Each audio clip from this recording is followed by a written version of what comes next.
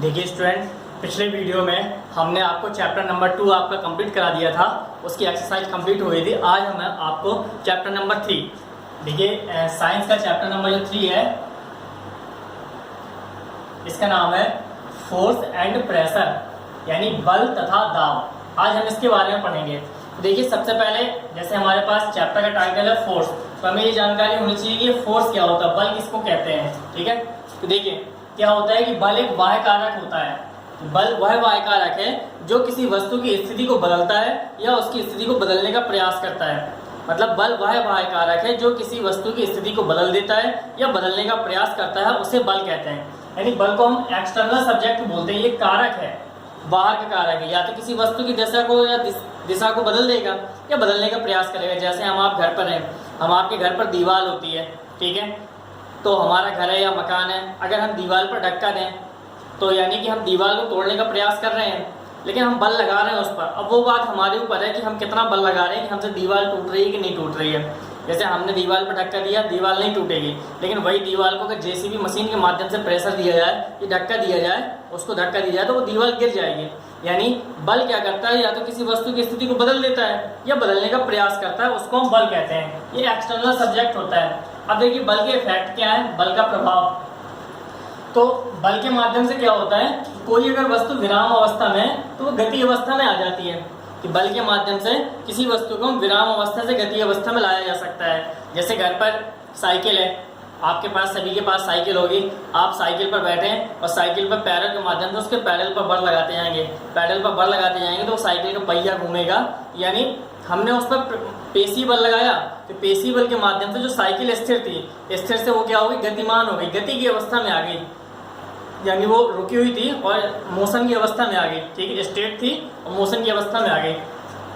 तो बल के माध्यम से विराम अवस्था को गति अवस्था में किसी वस्तु को लाया जा सकता है। इसके बाद दूसरा इफेक्ट है, बल के माध्यम से किसी वस्तु के साइज को भी बदला जा सकता है। ठीक है, हम आप देखते होंगे किसी वस्तु के आकार को परिवर्तन किया जा सकता है बल के माध्यम से। देखिए मिट्टी होती है, मिट्टी में पानी डाला गया, पानी डालने के बाद उसको ईंट के रूप में परिवर्तित कर दिया और पका दिया, पकाने के बाद एक गर्म ईंट प्राप्त हो गई। यानी मिट्टी से ही ईंट बनी है और ईंट से ही पूरा मकान बना हुआ है। तो कहने का मतलब ये है कि मिट्टी के आकार को बदल दिया गया और बदलने के लिए किसका प्रयोग किया गया, बल को प्रयोग किया गया है। हम आप लोग देखते होंगे घर पे आटा होता है, आटा पे हम पानी डालते हैं, उसके बाद गूंथना पड़ता है आटा को जब गूंथते हैं तो वो कड़ा हो जाता है, फिर इसके बाद रोटी बनाई जाती है। तो कहीं ना कहीं पे हमने अपने हाथों के माध्यम से प्रेशर लगाया, या कुछ जो बल होता है वो या तो मानव खुद लगाता है या मशीनों के माध्यम से किसी वस्तु के आकार को बदल दिया जाता है।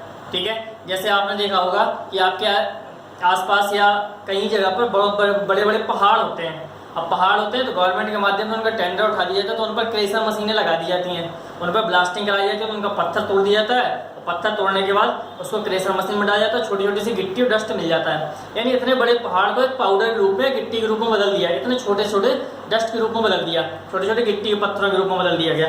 और ऐसा हो जाता है कि पहाड़ पर जब क्रेशर मशीन लगी रहती है तो एक स्थिति ये आ जाती है कि वहाँ पे जो जितना पहाड़ था वो पूरा पहाड़ का जगह पे मैदान बन जाता है, उतना ही वहाँ पे गड्ढा हो जाता है, खदानें बन जाती हैं, इसको हम खदानें बोलते हैं।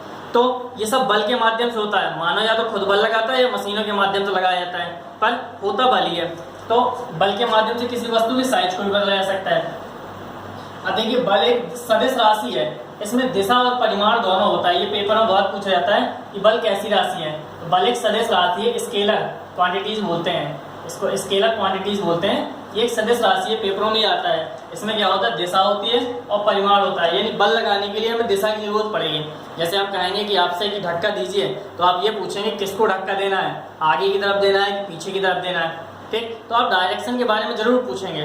तो बल में दिशा और परिमाण, यानी कोई ना कोई ताकत जरूर होती है, उसमें काम करने के लिए वर्क करना पड़ता है। ठीक है, तो बल में दिशा और परिमाण दोनों होती है, इसका परिमाण की वैल्यू होती है। अब देखिए इसके बाद अगला टॉपिक आता है टाइप ऑफ फोर्स, यानी बल के प्रकार। टाइप ऑफ फोर्स, बल के प्रकार। अब देखिए बल, तो बल मुख्य रूप से क्या होता है, जैसे दो प्रकार का होता है। एक होता है बैलेंस्ड फोर्स, जिसको हम बोलते हैं संतुलित बल, और दूसरा होता है अनबैलेंस्ड फोर्स, जिसको हम बोलते हैं असंतुलित बल। एक होता है बैलेंस्ड फोर्स, अनबैलेंस्ड फोर्स, संतुलित बल और असंतुलित बल। अब देखिए होता क्या है संतुलित बल, जैसे हमने बताया, यदि किसी वस्तु पर एक साथ कई बल कार्य कर रहे हो और उनका परिणामी बल शून्य हो, तो वहां पर संतुलित बल कार्य करता है। और यदि किसी वस्तु पर एक साथ कई बल कार्य कर रहे हो और परिणामी बल शून्य ना हो तो वहां असंतुलित बल होता है। अब देखिए इसका एग्जाम्पल बताएं। आपने रस्सी वाला खेल देखा होगा, रस्सा कस्सी का खेल जो होता है, जैसे मान लीजिए एक तरफ रस्सी बना दी, यहाँ पे कुछ लोग इसको खींच रहे हैं, यहाँ पे कुछ लोग, बहुत सारे लोग इसको खींच रहे हैं, ये बीच का बैलेंस भाग हो गया। अब देखिए रस्सी वाला जो खेल है तो कुछ खिलाड़ी उस तरफ लगे हुए, कुछ खिलाड़ी इस तरफ लगे हुए, और कंडीशन अब ऐसी आ जाए कि दोनों तरफ के खिलाड़ी रस्सी को खींच रहे हैं पर दोनों तरफ का बल बराबर है। 10 लोग इस तरफ है, 10 लोग इस तरफ है, दोनों के पास समान ताकत है। तो क्या होगा कि कोई काम करेगा? काम नहीं होगा। यहाँ पर दोनों लोग अपनी तरफ खींचेंगे पर खींचेंगे लेकिन बैलेंस बना रहेगा, ना इस तरफ के खिलाड़ी इस तरफ आ रहे हैं, ना इस तरफ वाले खिलाड़ी इस तरफ जाएंगे। तो ऐसा जो फोर्स होता है उसको कहा जाता है बैलेंस फोर्स, यानी संतुलित बल। जैसे आपने तराजू देखी होगी, आप लोग बाजार में जाते हैं तो अब तो इलेक्ट्रॉनिक कार्ड आने लगा है, लेकिन उसके पहले जो तराजू में होती थी, एक तरफ बाट रख देता था दुकानदार, एक तरफ बाट रखता था, और दूसरी तरफ तौलने के लिए एक तरफ 1 किलो सामान दिया, 2 किलो, जितना भी आपने लिया वो सामान रख देते हैं, और दोनों में देखते थे जो सुई का कांटा है वो एक जैसा आ रहा है कि नहीं आ रहा। अगर एक जैसा आ रहा है तो बैलेंस हो जाता था और फिर इसके बाद तौल कर दे दिया जाता था। यहाँ पर भी संतुलित बल कार्य करता है, ठीक है। और असंतुलित बल कार्य असंतुलित बल क्या होता है? जब परिणामी बल शून्य ना हो, यानी जैसे रस्सा कस्सी वाला खेल है, एक तरफ 5 खिलाड़ी हैं, एक तरफ 10 खिलाड़ी कर दिया, तो 10 खिलाड़ी वाले उन 5 को अपनी तरफ खींच लेंगे, यानी रस्सी अपनी ओर ले जाएंगे। तो ऐसे में परिणामी बल जो है वो शून्य नहीं है, उसका आंसर कुछ ना कुछ आ गया। तो ऐसा होता है अनबैलेंस फोर्स होता है, ठीक है। तराजू में भी एक तरफ 2 किलो का बाट रख दें और एक तरफ आधा किलो का सामान रख दें, तो एक पल्ला नीचे रहेगा, एक पल्ला ऊपर रहेगा, यानी अनबैलेंस्ड रहेगा, बैलेंस नहीं होगा, ठीक है। तो ये होता है एक बैलेंस्ड फोर्स हो गया, अनबैलेंस्ड फोर्स हो गया। रस्सा कस्सी का जो खेल होता है इसका उदाहरण है। अब देखिए एक होता है पेशी बल, जिसको बोलते हैं मसल्स फोर्स। पेशी बल या मसल्स फोर्स, इनके बारे में पढ़ना है। तो मांसपेशियों द्वारा लगाया गया बल जो होता है वो पेशी बल होता है। कि हमारे जो शरीर की मांसपेशियां होती हैं उनके माध्यम से जो लगाया गया बल है। जैसे हम आप लोग साइकिल चलाते हैं, अब साइकिल चलाते हैं तो पैरों की मांसपेशियों से हमें बल लगाना पड़ता है और साइकिल चलती है। और जब हम बहुत ज़्यादा साइकिल चला लें, पता चला एक दिन में 12-12, 15-15, 20-25 किलोमीटर साइकिल चला लें, तो हम थक जाएंगे तो पैरों की मांसपेशियों में खिंचाव उत्पन्न हो जाएगा, पैरों में दर्द उत्पन्न हो जाता है, मांसपेशियों में खिंचाव के कारण दर्द उत्पन्न हो जाता है। तो पेशियों के माध्यम से जो लगाया गया बल होता है वो उसको हम पेशी बल कहते हैं या मसल्स फोर्स कहते हैं। ठीक है, कुएं से जैसे पानी भरना पड़ता है या कुएं से महिलाएं पानी भरती हैं, हम आप लोग पानी भरते हैं तो रस्सी को खींचना पड़ता है, हाथों से पावर लगाना पड़ता है, ताकत लगानी पड़ती है, उस ताकत को क्या कहते हैं? पेशी बल कहते हैं। इसके बाद जो फुटबॉल का खिलाड़ी होता है तो जब अपने पैरों से फुटबॉल को किक मारता है तो फुटबॉल बहुत दूर जाकर गिरती है। ठीक है, तो फुटबॉल दूर जाकर गिरती है तो सब उसके पैरों में ताकत होनी चाहिए। जितने फोर्स से वो पैर से फुटबॉल पे किक मारेगा उतनी दूर वो फुटबॉल जाके गिरेगी। यहाँ पर भी पेशी बल कार्य करता है। जिसके पैर मजबूत नहीं है या जो भी खिलाड़ी कमजोर है, हेल्दी नहीं है या जिसके प्रैक्टिस अच्छी नहीं है तो वो कम दूरी पर फेंक पाएगा। जिसके पैर मजबूत है, हेल्दी खिलाड़ी है, वो बहुत अधिक दूरी तक फुटबॉल को फेंक सकता है। ठीक है, यहाँ पर हो गया पेशी बल। इसके बाद देखिए अगला टॉपिक आता है स्थिर वैद्युत बल। इसको बोलते हैं electronic charge force. Electronic charge force कहते हैं, इलेक्ट्रिक चार्ज फोर्स, स्थिर वैद्युत बल। अब देखिए स्थिर वैद्युत बल क्या होता है? जब कोई आवेशित वस्तु है, किसी आवेशित वस्तु द्वारा दूसरी आवेशित अथवा अनावेशित वस्तु पर जो बल लगाया जाता है उसे स्थिर वैद्युत बल कहते हैं। किसी आवेशित वस्तु द्वारा दूसरी आवेशित अथवा अनावेशित वस्तु पर लगाया गया बल।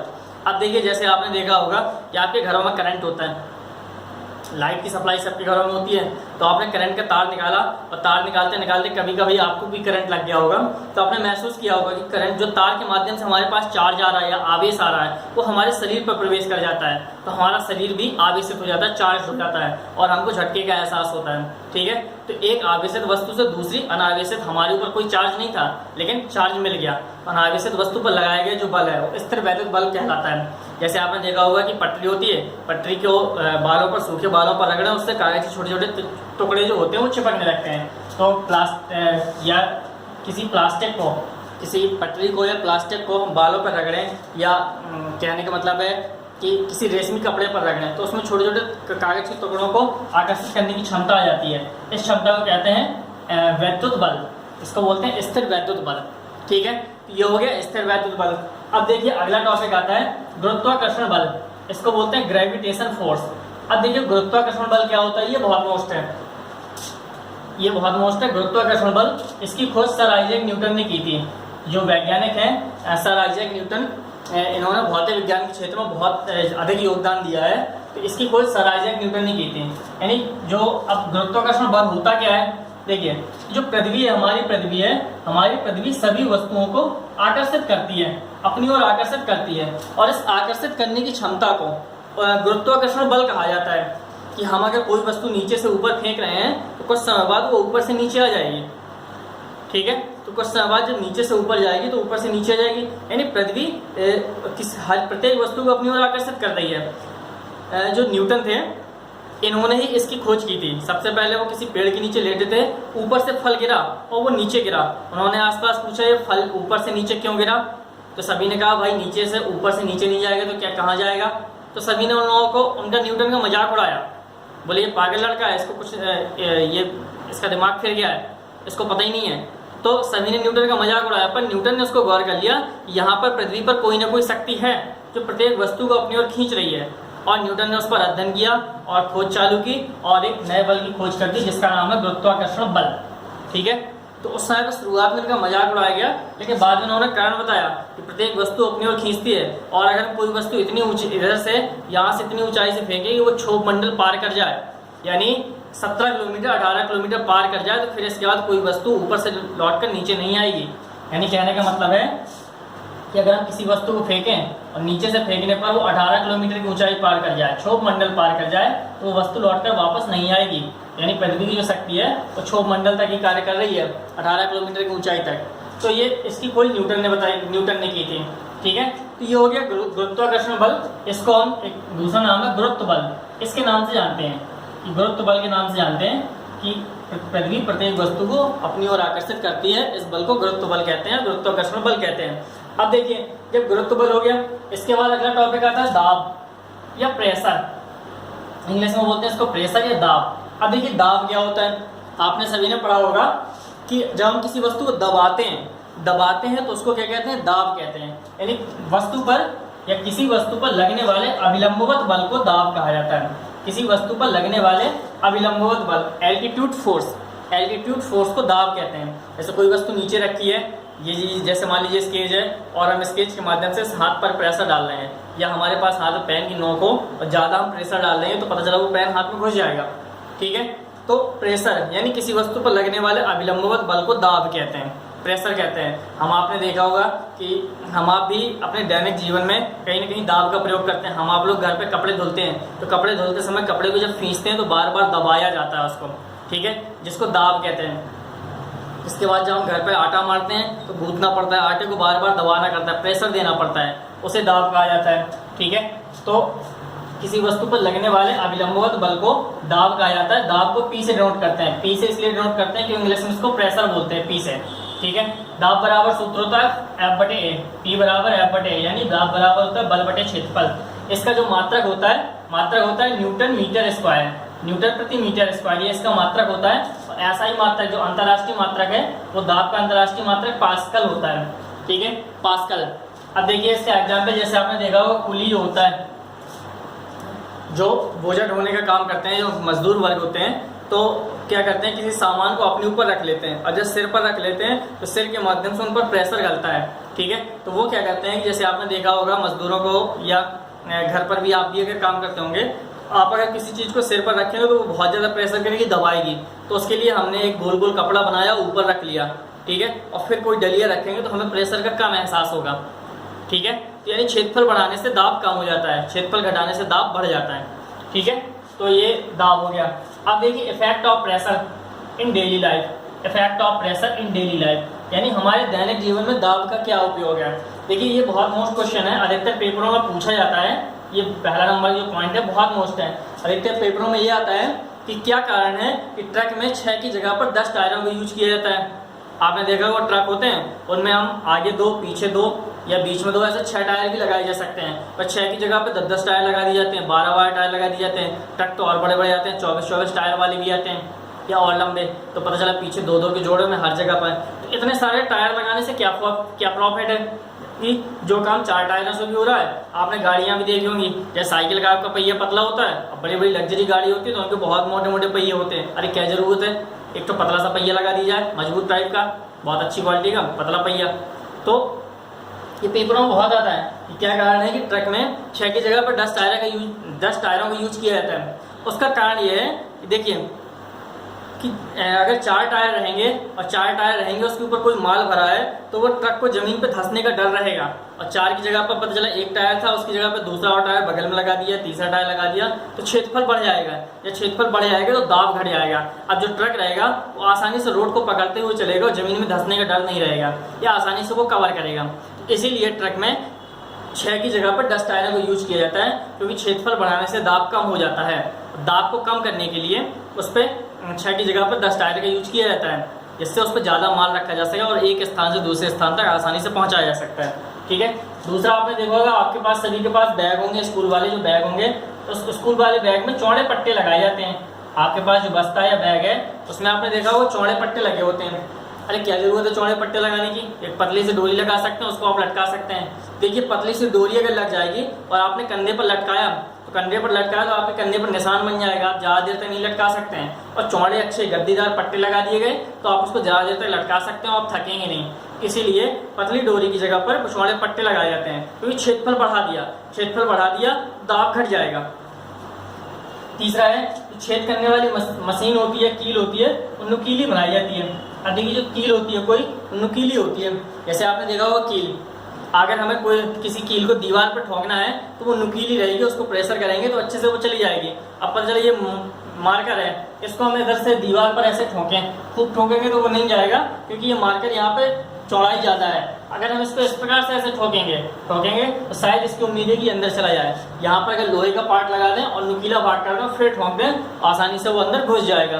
यानी क्षेत्रफल कम करने पर दाब बढ़ जाता है और क्षेत्रफल बढ़ाने पर दाब घट जाता है। इसी प्रकार से जो फल या सब्जी काटने वाली जो चाकू होती है उसको पैनी या छुरी बनाया जाता है, पैना बनाया जाता है, इससे आसानी से कट जाए। आप पता चला आप लोग सब्जी काट रहे हैं और सब्जी काटने के लिए आप किसी डंडे का प्रयोग करें और डंडे से मारे सब्जी को काटें तो वो नहीं कटेगी उतने अच्छे से। अब आप सोचें आलू को बढ़िया पतले पतले काटना, अच्छे से काटना है और डंडे से आप काट रहे हैं तो नहीं कटेगा। उसके लिए पतली चाकू लगाते जाएंगे, आप आसानी से कट जाएगा।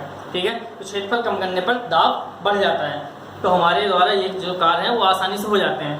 तो देखिए ये हो गया साइंस का chapter number 3 pressure and force, बल और दाब। इसके आगे से हम आपको अगले वीडियो में पढ़ाएंगे, तो इतना आप लोग कवर कर लीजिएगा। और अभी तक हमारी आपसे एक रिक्वेस्ट है कि जिन लोगों ने भी अभी तक हमारे इस चैनल को सब्सक्राइब नहीं किया है कृपया उसको प्लीज़ उसको सब्सक्राइब कर लीजिए, इससे हमारा भी कॉन्फिडेंस बढ़ता है। Thank you so much for the loving support.